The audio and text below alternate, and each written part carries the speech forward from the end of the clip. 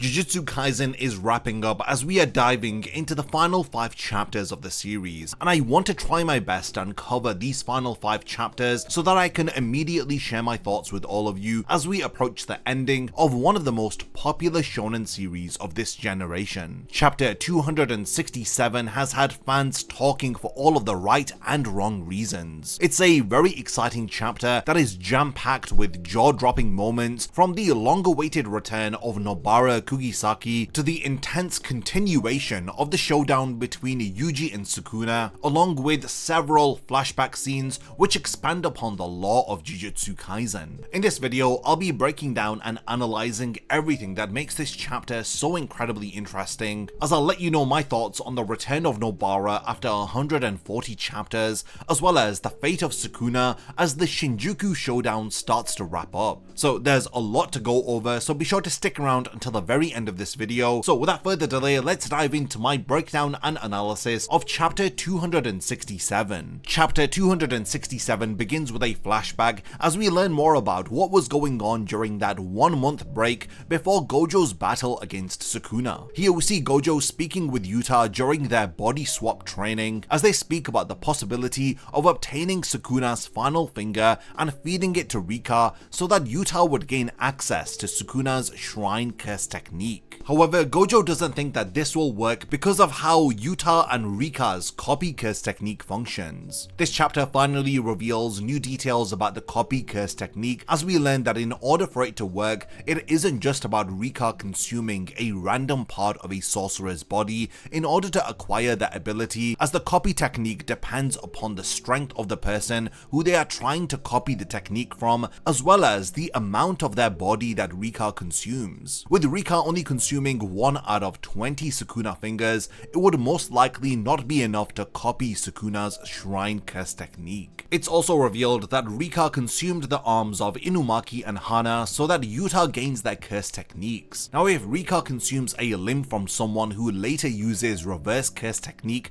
to restore their limb, then the information that Rika consumes in order to acquire their curse technique is nullified, so the copied curse technique will no longer function. Additionally, the rib of Charles was also fed to Rika so that his future sight ability could be copied by Yuta. In addition to this, Yuta was able to use cleave thanks to Yuji letting Rika devour his ring finger. Yuji had learnt the curse technique thanks to Sukuna inhabiting his body for a prolonged period of time. At the end of chapter 266, we saw that the final finger of Sukuna is wrapped up and ready to be used. We then see Utahime and Gakuganji, as Gakuganji states that Sukuna's fingers are special grade cursed objects. They are capable of withstanding physical force and sorcery, so they are indestructible. They deduce that they can penetrate Sukuna's finger by using a binding vow. Utahime states that instead of trying to destroy Sukuna's final finger, they should instead try to penetrate it with a curse technique. Utahime then says that what concerns her more is that it's been over an hour since she has woken up, as we then cut to Nobara. Now the last time that we saw Nobara was in chapter 127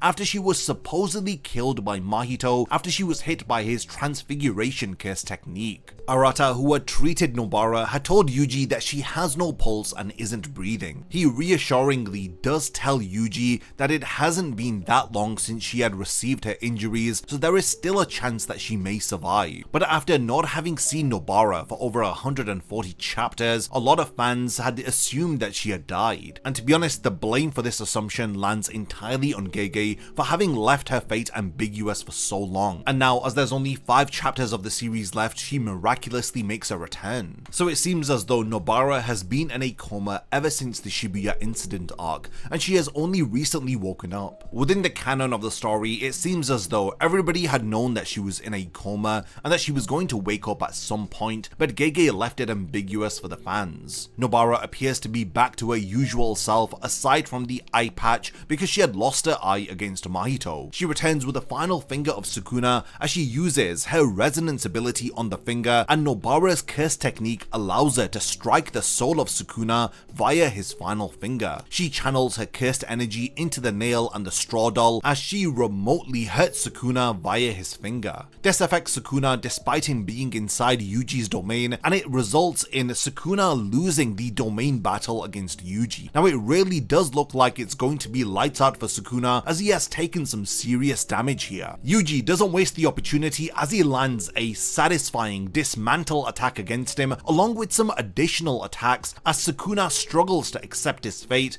as he still thinks that he can beat him. Yuji then strikes him with a divergent fist, and this is followed by a final black flash, which brings us to an end of chapter 267. Yuji's evolution as a character is fully realized within this chapter, as he does take center stage in the battle against Sukuna. His determination to end the cycle of curses has been his driving motivation throughout the series, and this chapter potentially sees Yuji having accomplished his goal, as we end with this climactic finale with Yuji landing a devastating black flash, which appears to have brought an end to Sukuna. Not only has Yuji emotionally grown, but he has physically grown in strength and power. He is no longer just a vessel for Sukuna, but he is an incredibly powerful character with abilities of his own, as he's no longer reliant upon Sukuna. All of Yuji's actions and his determination does tie back to his earlier conversations about the never-ending cycle of curses, along with his desire to even sacrifice himself as long as it means that the cycle of curses has ended. Now, I will say that the battle against Sukuna has been going on for over 60 chapters, but despite this, the ending of Jujutsu Kaisen still feels like it's being rushed. We don't really know the fate of Yuta after body swapping with Gojo. Along with this, Gege has only 4 chapters left to explain to us just what exactly is going on, with several different plot points which have been left unanswered. A lot of people want to know what's going on with Hakari, as we've not seen him in such a long time. And now that Nobara has returned, there has been some chatter about the expectation that Gojo may now have a chance to come back to life. I highly doubt that this is going to happen unless we have some pain arc levels of plot armor, which had led to all of Konoha being restored after it was destroyed. There has been a bit of a mixed reaction to the return of Nobara, as some fans have been excited while others have been skeptical. People have been questioning the timing of a return and whether if Gege is just doing a lot of fan service here in order to satisfy everybody for the ending of the series. Now, the return of Nobara does play into this theme of overcoming overwhelming odds that exist within Jujutsu Kaisen, as the sorcerers within Jujutsu Kaisen are constantly proving that they can overcome overwhelming odds whenever they are pushed against the ropes. Chapter 267 has had a lot of people talking about the pacing of Jujutsu Kaisen